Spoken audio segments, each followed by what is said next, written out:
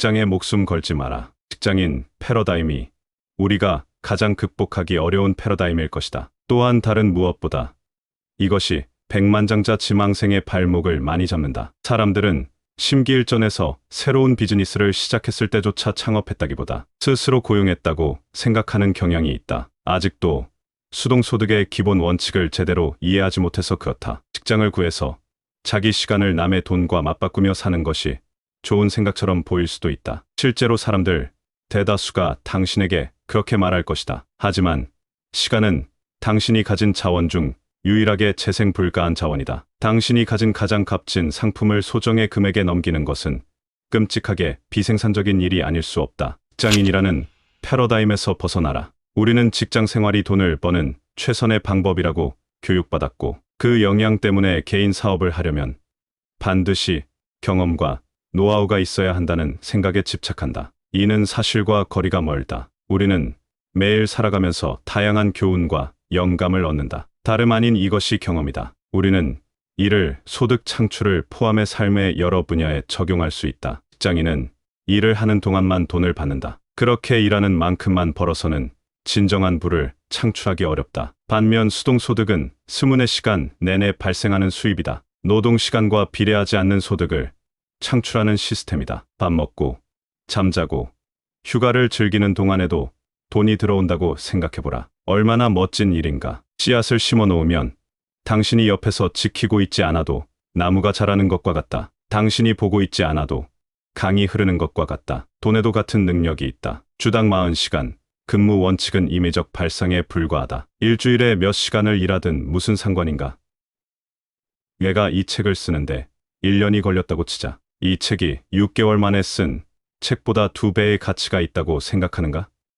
당연히 그렇지 않다. 당신이 사람들에게 가치 있는 것을 제공하기만 하면 사람들은 당신이 그것을 생산하기 위해 얼마나 오래 일했는지는 신경 쓰지 않는다. 누구나 지속해서 발생하는 소득원을 만들고 싶어 한다. 방법은 여러 가지다. 거기에는 창업, 웹사이트 운영, 투자 소득, 창작물의 저작권 수입, 네트워크 마케팅, 제휴, 프로그램 등이 포함된다. 이런 소득원들은 사람들에게 끊임없이 가치를 전달하고 수입을 창출한다. 가장 좋은 점은 노동을 투입하지 않아도 일어나는 소득, 즉 수동소득을 낸다는 것이다. 일단 가동에 들어가면 이런 소득원은 당신이 옆에 붙어 있지 않아도 계속해서 돌아간다. 일단 하나 또는 여러 줄기의 수동소득 흐름을 보유하게 되면 당신은 더 이상 소득 유지에 급급하지 않아도 된다. 시간의 대부분을 기존 소득원을 정비하거나 다른 소득원을 발굴해서 소득을 증대하는 데 보탤 수 있다. 두려움은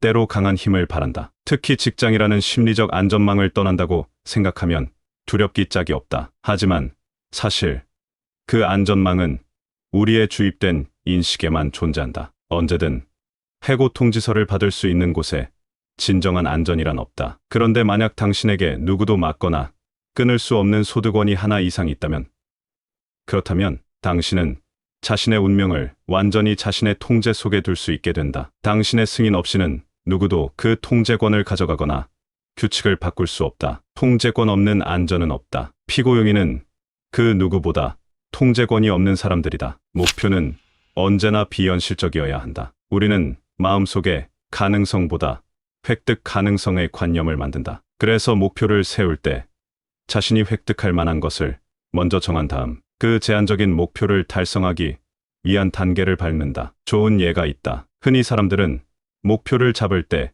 은행 계좌와 지난해 손익계산서를 참고한다. 이는 자신이 버는 정도, 다시 말해 예측할 수 있는 벌이를 보여준다. 사람들은 거기서 조금 올려 잡아 그것을 목표로 설정한다. 이 목표는 지난해의 수입에서 겨우 10% 늘어난 정도일 것이다. 문제는 당신이 이 목표를 달성하느냐가 아니다. 달성은 한다.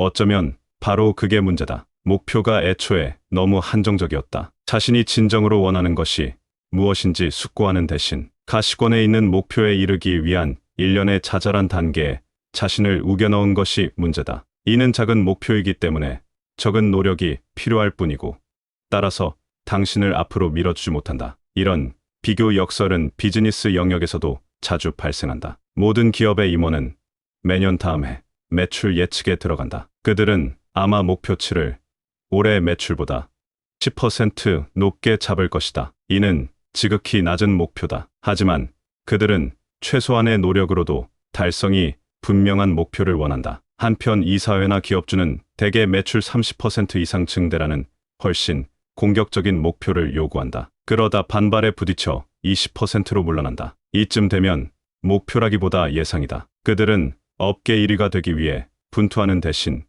그저 전년의 실적을 넘어서는데 역점을 둔다. 그리고 20% 증대가 그들의 최대치이자 최선이 된다. 만약 설사 매출 100% 상승을 뜻한다 해도 업계 1위를 목표했다면 어땠을까? 달성 가능한 한계를 정하는 일은 시도도 해보기 전의 가능성을 제한한다. 비교 역설의 함정은 우리가 목표를 세워 진전을 이루고 있다는 헛된 믿음을 준다는 데 있다. 이는 우리 마음에 평화를 준다. 하지만 실제로는 자기 자신의 미리 결정된 결과에 한정하고 내면의 진정한 잠재력을 스스로 막는 것과 같다. 그리고 끝없는 안주의 패턴을 만든다. 우리는 큰 노력 없이 달성할 수 있는 사소한 목표를 세우고 그 목표를 달성하면 후속으로 더 사소한 목표를 세운다. 이 패턴은 안도감을 준다. 하지만 우리는 결국 이 순환 패턴에 고착되고 느린 진전에 좌절하고 문제 타개의 빛을 보지 못한 채 헤매게 된다. 이 상황의 최대 문제는 큰 목표를 대할 때 겪는 회의적 반응이다. 우리는 지금도 너무나 바쁜데 어떻게 지금보다 몇 배나 높은 목표를 달성할 수 있겠어? 이 상황에 빠진 사람들에게 시급한 것은 우선순위 파악이다. 자신의 인생에서 에너지만 잡아먹고 생산은 없는 일은 모조리 솎아내야 한다. 어떤 과제가 됐든 시간이 많이 드는 과제는 중요한 과제로 인식되는 경향이 있다. 또한 어떤 과제는 주어진 시간이 소진될 때까지 좀처럼 끝나지 않는 경향도 있다. 이런 경향을 파킨슨의 법칙이라고 한다. 하지만 생각해보라. 터무니없이 짧은 기한을 받았지만 무사히 마감했던 적이 꽤 있을 것이다. 짧은 기한은 집중도와 생산성을 높인다. 우리가 선택하면 훨씬 더 자주 그렇게 할 수 있다. 마음먹기에 따라 프로젝트 기간을 압축할 수 있다. 다만 집중을 요할 뿐이다. 이때 매일 과제 목록을 작성하는 것이 크게 도움된다. 과제를 끝낼 때마다 하나씩 지워나가며 주의가 흩어지고 집중이 느슨해지는 것을 막을 수 있다. 스스로 동기를 부여하고 시간 낭비성 습관을 피하는 자율성이 자영업과 부의 초석이다. 당신의 직업은 당신이 아니다. 비합리적이거나 무능한 상사를 겪어본 적이 많을 것이다. 아니면 사내 정치 때문에 좌절했던 적은 없는가? 어째서 업무 능력도 떨어지고 성격도 나쁜 직원이 나보다 먼저 승진하는지 궁금했던 적은? 피고용인으로 사는 것은 스트레스의 연속이다. 월요일이 두렵고 금요일만 기다려진다. 그들의 생활은 스스로 영향을 미칠 수도 통제할 수도 없는 힘에 휘둘린다. 창의성을 발휘할 기회가 부족할수록 기운이 꺾인다. 여기서 오는 이런 스트레스는 몸과 마음에 심각한 독이 된다. 그 독은 삶과 정신을 피폐하게 하고 쓸모없는 인간이 된 듯한 자괴감을 안긴다. 이것이 직장인들이 직장 생활을 징역살이라고 부르는 이유다. 생각해보자. 많은 사람이 직장 생활을 형벌로 묘사하는 것은 매우 의미심장하다. 직장인들은 죄수가 된 기분으로 살고 직장 환경은 실제로 사람들에게 감옥과 비슷한 영향을 미친다. 많은 직장인이 수감자처럼 제도의 지배를 받아서 자신이 아는 세상 밖에도 삶이 존재한다는 것을 쉽게 받아들이지 못한다. 이 현상을 더욱 첨예하게 만드는 것은 수많은 사람에게 직장이 사회생활의 중심이자 전부라는 사실이다. 직장이라는 사회관계망을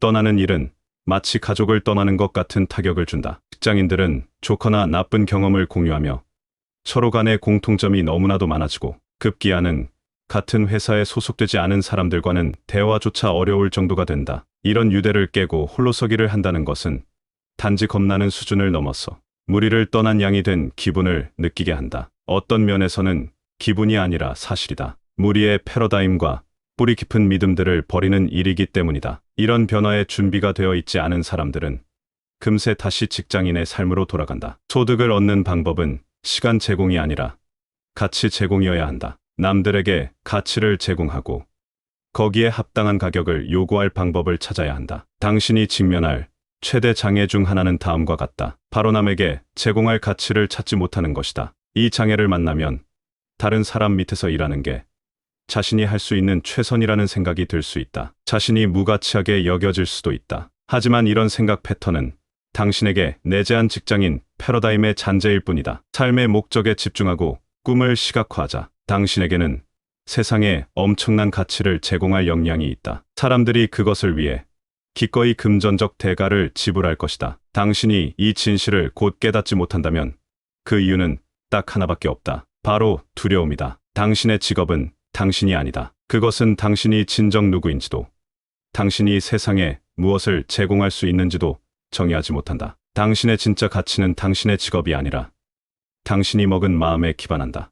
앞의 이야기는 밥 프록터 부의 원리에서 가져왔다. 그가 말하고자 하는 것은 다음과 같다. 내가 당신에게 어떤 주장을 하든 모든 것은 당신의 선택에 달렸다. 마음속 의심을 털어내야 하는 사람은 결국 당신이다. 내 이야기가 사업주가 되는 것에 대한 두려움과 부정적 통념과 싸우는데 도움이 되기를 바란다. 많은 사람이 자영업의 길에서 굶어 죽는 악몽을 떠올리지만 그런 비이성적인 두려움은 현실을 전혀 반영하지 못한 기우일 뿐이다. 자영은 개인 성장을 위한 강력한 기폭제다. 삶의 최대 가치는 종종 자영의 과정에서 얻는 교훈과 자신감에서 나온다. 직장에 붙어 있어야 안전하다는 패러다임을 마침내 놓아버리기 전에는 스스로 주인이 되는 신명과 희열을 제대로 느껴보기 어렵다. 가구를 붙잡고 일어서는 법을 배우다 마침내 어디에도 의지하지 않고도 걷게 되는 아기처럼 당신도 결국에는 붙잡고 있던 것을 기꺼이 놓아야 한다. 그래야 걸을 수 있고 뛸 수 있다.